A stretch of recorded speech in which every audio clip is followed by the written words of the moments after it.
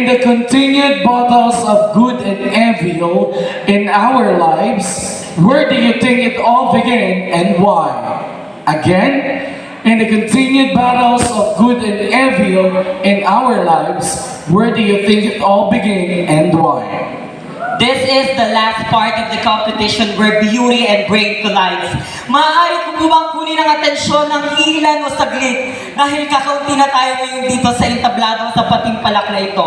Umihin tayo ng katanungan sa pabaragita ng ganitong uri. Ano ba ang nagiging ugat o dahilan ng kasamaan at kabutihan at ano ang dahilan nito? Hindi na ako magpapalaboy at lalayo pa sa katanungan at sagot. Namumutawi ang inggit namumutawi ang kasamaan kapag ang inggit sa puso ng tao ay namumutawi. Dahil kung inggit ka sa isang tao, maaarok mo ang mga utak mo na kung saan hindi ka magiging grateful o magiging masaya sa kung ano ang buhay mo. At doon papasok ang tinatawag na pagkakaroon ng krimen, pagnanakaw, upang makamit ang mga gusto at mga gustong maarok sa buhay. Tulad ng mga material na bagay.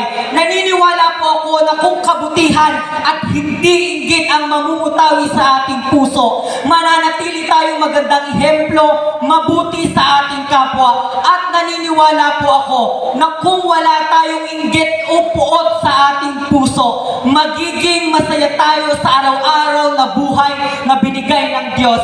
Dahil alam naman po natin na kapag inggit ang isang tao, aminin natin o hindi yan nakokontento. Gagawa at gagawa yan ng mga karenlan at mga dapat hindi gawin na kung saan napapahamak at minsan nga ay nadadaan ito sa kamatayan. Tulad na lamang ng isa kong kaibigan at nag-viral sa Facebook, if you know this, na nainggit siya sa kanyang kaibigan dahil ang mga kaibigan niya ay may iPhone 14 Pro Max. At pinagpilitan niya na hilingin ito sa kanyang ina at namutawi ang inggit at hindi pananahimik sa kanyang puso. At doon, nakuha niya ang pera ng kanyang ina na dapat ay tutustusin sa pagsustento at tuition ng kanyang kapatid na naging dahilan upang tumigil ang kanyang panganay. Kaya naniniwala po ako na kung inggit ang mamumutawi at hindi magiging masaya tayo sa buhay, paano na ang mga bukas na darating sa atin?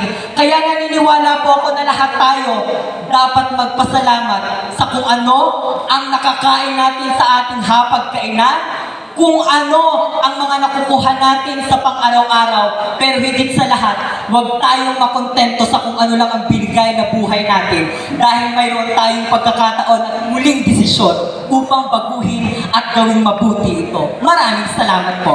Thank you so much, candidate number 11. Thank you very much for this very hard question, but before I answer this very beautiful question, I would like to say that I would like to answer this question just to express and not to impress the people that is watching tonight.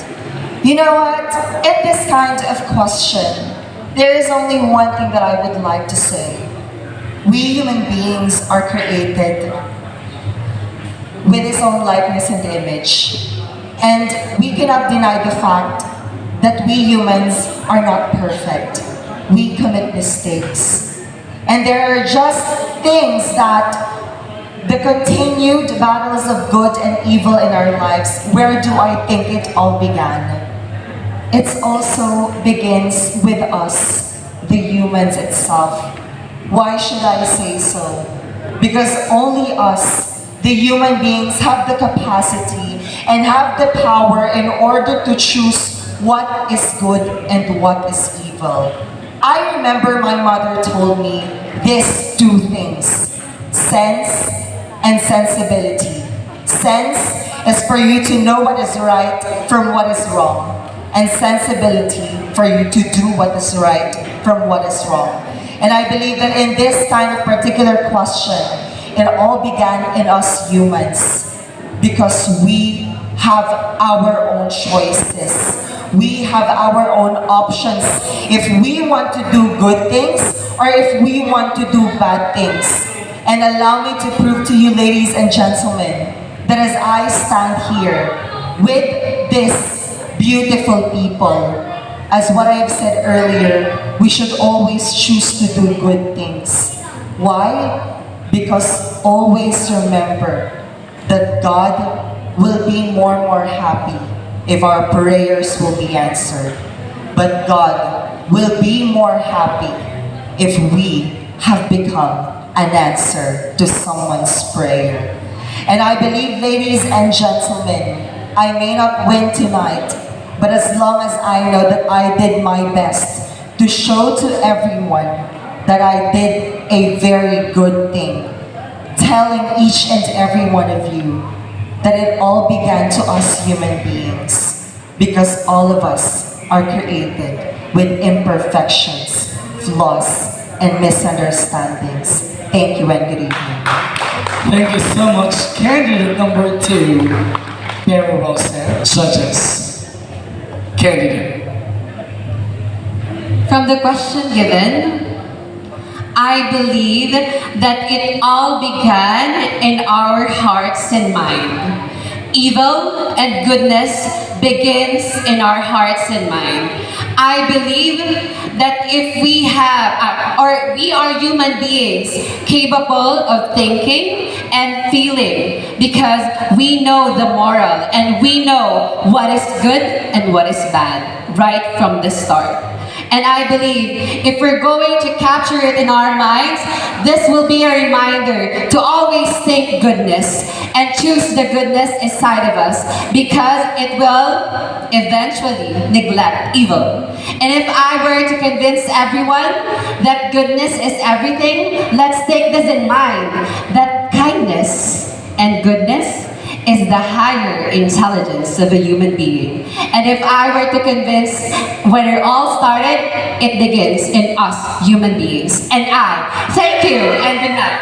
Thank you so much, candidate number 5.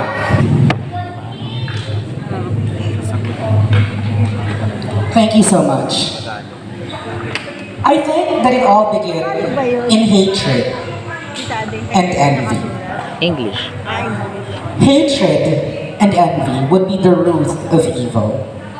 If individuals would learn to accept and appreciate the differences of one another, accept the fact that we are all different from one another, then there would be no individual who is envious, and there will be no individual who would hate another person, and there will just be love and goodness in each and every one of us. Because come to think of it, we are breathing the same air.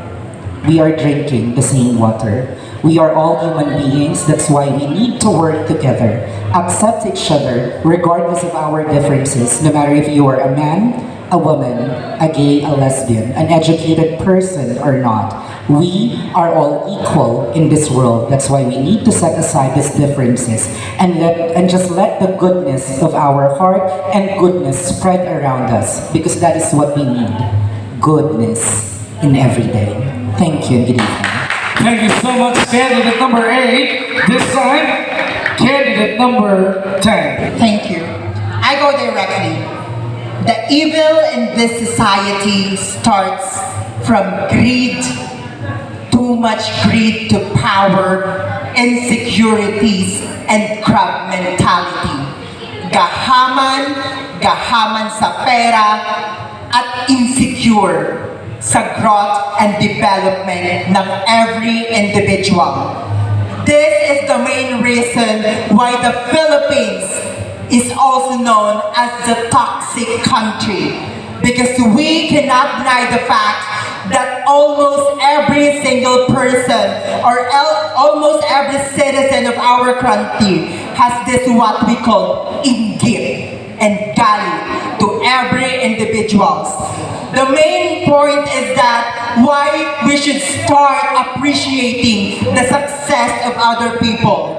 Why we should celebrate the growth and development of other people, because they work hard for that. And what we need to do is to appreciate it, recognize it, because after all, they are not stepping to someone's dream.